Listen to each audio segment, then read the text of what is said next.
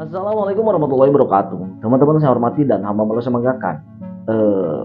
Kita teringat terkait dengan bajak laut Somalia, di mana bajak laut Somalia telah menjadi isu internasional yang menarik perhatian dunia selama beberapa dekade terakhir. Dari helikopter Volko, pasukan khusus TNI yang bertugas membebaskan ABK kapal Sinar Kudus ini terlibat baku tembak dengan perompak Somalia.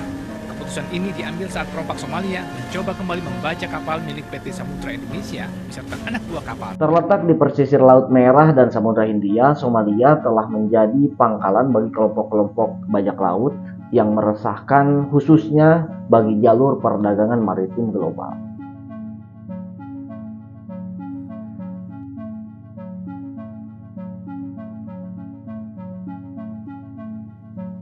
Dan fenomena ini telah mengakibatkan banyak insiden perompakan kapal dagang, kemudian juga penyanderaan awak kapal, kemudian tentu saja kerugian ekonomi yang sangat besar. Kelompok bajak laut Somalia juga memperoleh keuntungan yang cukup fantastis, di mana rata-rata kelompok perompak dapat membawa pulang uang sebesar 150 juta US dollar dalam 1 tahun atau sekitar 2 triliun 300 miliar rupiah. For too long, villains and miscreants have sown havoc across our seas. And the Marines, on behalf of your world government, strive to keep you safe and protected. Today, we've made a great stride in that effort. Gold Roger, the so-called king of the pirates. Dengan jumlah keuntungan yang luar biasa itu, kemudian setiap individu perompak dapat memperoleh bagian sebesar 2 juta dolar per tahunnya atau sekitar 30 miliar 700 juta rupiah. Ngeri ya.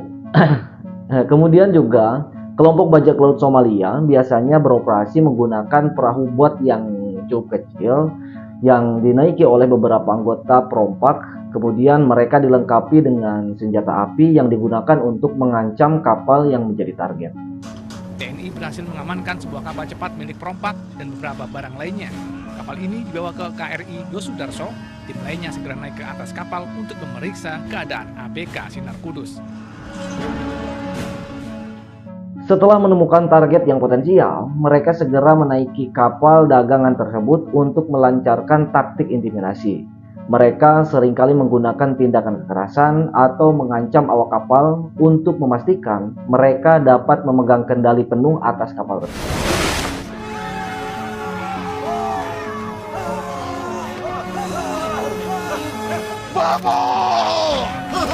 Setelah mereka menguasai kapal, kemudian para bajak laut akan menahan awak kapal sebagai sandera.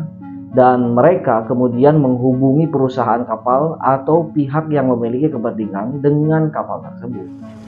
Dari komunikasi radio itu, bahkan diketahui Mualim 1 Masmukin panik karena perompak mendekati kapal Sinar Kudus dan akan kembali membajak kapal.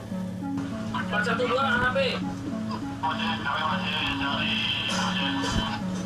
Awas lompat. Randu. Mereka meminta sejumlah uang tebusan yang cukup besar sebagai syarat bagi pembebasan sandera. Permintaan uang tebusan ini seringkali mencapai jumlah yang sangat besar, dan besarnya nominal biasanya menjadi subjek perdebatan selama negosiasi. Jika tuntutan tersebut dipenuhi sesuai kesepakatan, maka para bajak laut akan melepaskan sandera. Namun jika tebusan belum dipenuhi, para bajak laut tidak segan-segan akan membawa sanderanya ke markas mereka yang biasanya terletak di wilayah terpencil di sekitar Swear to kota. God, the Black Devils are always standby. Di sana para sandera akan ditahan dalam kondisi yang sangat buruk. Mereka seringkali mengalami keterbatasan makanan, kemudian juga air bersih serta fasilitas kesehatan yang tidak memadai. Fenomena perompakan oleh bajak laut Somalia yang menarik perhatian dunia internasional bukanlah sesuatu yang muncul secara tiba-tiba. Kendati perompakan adalah tindakan kriminal yang tidak dapat dibenarkan karena dapat membahayakan nyawa manusia, tetapi mereka melakukan semua ini sebagai bentuk perlawanan terhadap ketidakadilan. Mereka percaya bahwa mereka berhak untuk mengambil apa yang mereka butuhkan dari kapal-kapal yang melintas di kawasan Somalia yang mereka anggap sebagai bagian daripada simbol kekayaan. Mereka juga mengklaim bahwa mereka menggunakan hasil rompakannya untuk membantu mengurangi serangkaian krisis kemanusiaan yang telah menghantam Somalia selama beberapa dekade terakhir. Somalia sejak kemerdekaannya pada tahun 1960 dari Britania dan juga Italia telah merasakan dampak kemiskinan yang cukup tinggi. Krisis kelaparan yang cukup meluas, kemudian masalah kesehatan yang kronis, iklim yang tidak bersahabat, kemudian juga akses yang terbatas terhadap air bersih, kemudian tingkat pendidikan yang rendah, juga tingkat korupsi yang tinggi di kalangan elit politik menyebabkan mereka melakukan itu semua. Krisis ini semakin diperparah oleh serangkaian konflik bersenjata yang berdampak tragis bagi penduduk Somalia. Perang saudara yang meletus pada tahun 1991 dan berlangsung hingga tahun 2006 telah memakan banyak korban. Setelah itu, kemudian juga negara ini terus dilanda perang melawan kelompok teroris yang telah berlangsung sejak tahun 2006 hingga sampai sekarang ini. Selain itu, konflik antar kelompok etnis juga telah menjadi salah satu tantangan yang terlalu dimulai sejak tahun 1991 sampai juga sekarang ini. Semua konflik ini telah mengakibatkan hilangnya jutaan nyawa serta jutaan orang terpaksa harus mengungsi. Jadi bukan hanya sekedar kematian, tapi juga mengakibatkan penduduk Somalia harus mengungsi. Selama satu dekade, terhitung dari tahun 2013 hingga 2023 hari ini, jumlah pengungsi di Somalia mengalami peningkatan yang cukup signifikan. Menurut PBB, pada tahun 2013, jumlah pengungsi berjumlah sekitar 700.000 orang. Kemudian jumlah ini terus bertambah setiap tahun hingga mencapai sekitar 800.000 orang pada tahun 2014, 900.000 orang pada tahun 2015, 1 juta orang pada tahun 2016, dan seterusnya. Hingga pada akhir tahun ini, 2023, jumlah pengungsi di Somalia mencapai 2,2 juta orang. Ini merupakan peningkatan terbesar yang mencapai 63,3% selama satu dekade. Yang jika dijumlahkan seluruh pengungsi selama satu dekade ini totalnya mencapai 12,6 juta orang. Selain karena faktor konflik, salah satu faktor utama yang menyebabkan pengungsian besar-besaran adalah kondisi cuaca yang tidak menguntungkan. Kekeringan yang berlarut-larut telah menyebabkan gagal panen yang berdampak buruk pada produksi pangan serta ketahanan pangan di Somalia. Akibatnya, Somalia menghadapi masalah kekurangan pangan yang cukup serius yang kemudian memunculkan krisis kelaparan yang akut. Menurut laporan PBB, pada tahun 2023, situasi krisis pangan di Somalia semakin memburuk.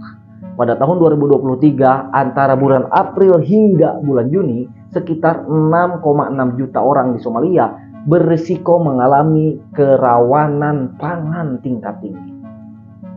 Dan angka ini mencerminkan peningkatan yang cukup signifikan, di mana dibandingkan dengan tahun sebelumnya, Somalia hanya ada 2,1 juta orang yang berisiko kelaparan, sedangkan tahun ini mencapai angka 6,6 juta orang. Selain itu, Organisasi Pangan dan Pertanian PBB melaporkan bahwa pada tahun 2023, sekitar 70% dari populasi yang berusia belia di Somalia menderita kekurangan nutrisi akut.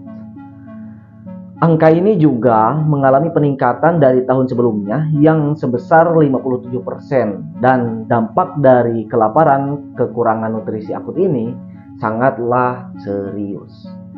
Di mana pada tahun 2023 saja telah menyebabkan hilangnya nyawa lebih dari 43.000 orang di Somalia. Namun, jika semua korban tersebut dijumlahkan, selama 1 dekade, mulai dari tahun 2013 hingga 2023, maka totalnya mencapai lebih dari 400.000 orang. Salah satu yang memperumit situasi adalah tingkat korupsi yang sangat tinggi. Menurut Transparansi Internasional, pada tahun 2003, Somalia dinobatkan sebagai negara terkorup di dunia dengan skor hanya mencapai 12 dari 100 dalam indeks persepsi korupsi. Jadi sangat kecil indeks yang didapatkan oleh Somalia.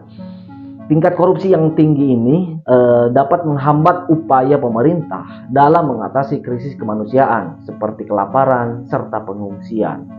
Hal ini karena dana bantuan dan sumber daya yang seharusnya digunakan untuk membantu masyarakat bisa saja disalahgunakan oleh pemerintah.